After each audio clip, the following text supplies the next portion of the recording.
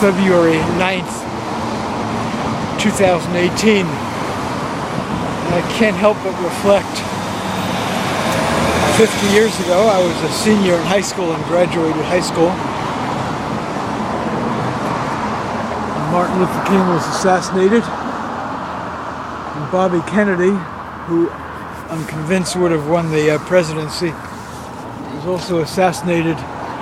I'm convinced that both of them, Bobby Kennedy and Martin Luther King, would both be absolutely appalled and mortified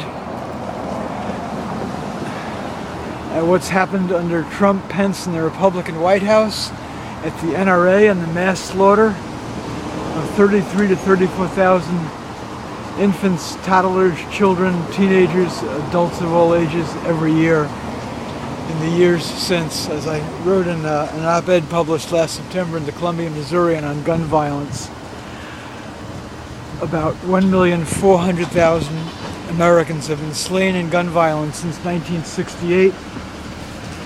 It's about similar in number to the number of the Vietnamese who died in the genocide of the Vietnam War. Darkness cannot drive out darkness, only light can do that. Hate cannot drive out hate, only love can do that. Martin Luther King. So I am in Seattle at the intersection of Martin Luther King Way and East Cherry. Nice children's focused mural over there, by the way. On the doggy daycare. I see the kind of artified space needle, I think, on the left.